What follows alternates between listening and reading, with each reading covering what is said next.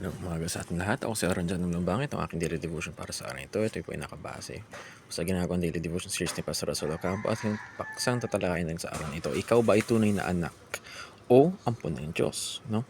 So, pag-usapan dito natin yung adoption natin bilang mga Kristiyano. So, bisahin muna natin yung verse natin. Galatians chapter 4 verse 4 to 7. No? So, but when the set time had fully come, God sent His Son, born of a woman, born under the law, to redeem those under the law, that we might receive adoption to sonship. Because you are His sons, God sent the Spirit of His Son into our hearts, the Spirit who calls out, Abba, Father. So you are no longer a slave, but God's child. And since you are His child, God has made you also an heir. No? So ano ba yung adoption? Muna yung pag-isipan natin. O yung pag-usapan ng adoption in this world talaga yung pagkuha or you illegally, kahit di mo kadugo, you adopt someone or you take someone under your household to take your name, no? So ito naman sa context, no, in theology, is an act of God whereby He makes us members of His family, no? So ano yun natin, no? First teaching, there's only one Son of God. So there's only one true Son of God talaga, yung which is Jesus Christ, no?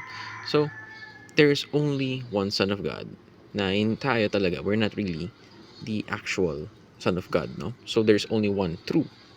Kasi minsan nangyayari is ayon sa naintindihan ko, there is a huge difference between us as adopted and true sons of God compared to Jesus Christ na tunay talaga na anak ng Diyos, no?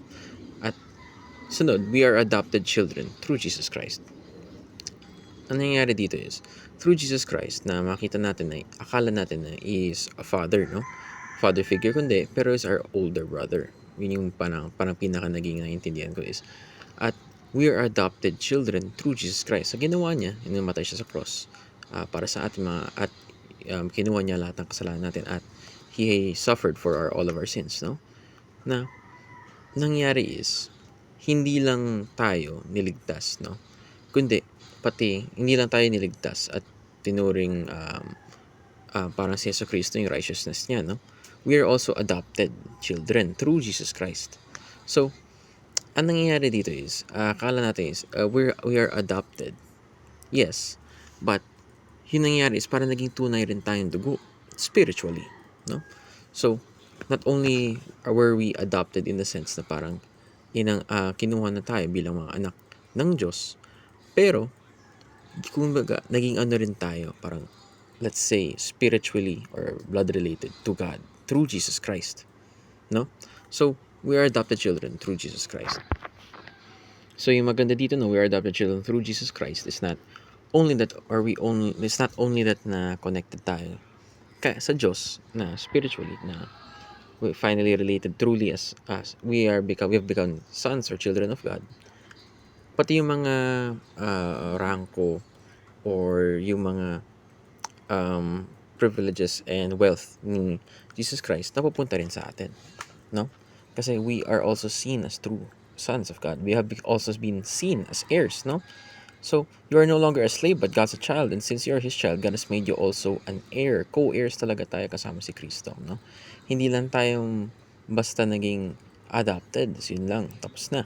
No. We are also credited yung mga kung anong ginawa ni Yesu Kristo. Pati na rin yung mga kayamanan niya napupunta rin sa atin, no? We all share within that, within the wealth. And lastly, we receive the Spirit who cries, Abba, Father. So, hindi lang tayo naging adopted, hindi lang namatay si Kristo para sa ating mga kasalanan. Now, we are not only connected to God, spiritually related na talaga, no? Through, naging anak na talaga tayo through Jesus Christ, but also, we receive the Spirit of Jesus Christ, no? At sa Spirito na yun,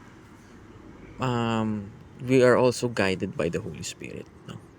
So, kumbaga, ang dami na nangyari na, kumbaga, we have been adopted, we've been accepted, yung mga rewards, yung mga wealth, yung mga privileges, yung mga ginawa ni Yesu Cristo are accredited to us, given to us. And other than that, pati yung Espiritu ng Diyos nananahan sa atin at yung Holy Spirit. So yun lamang. Salamat sa pakikinig at mabuhay.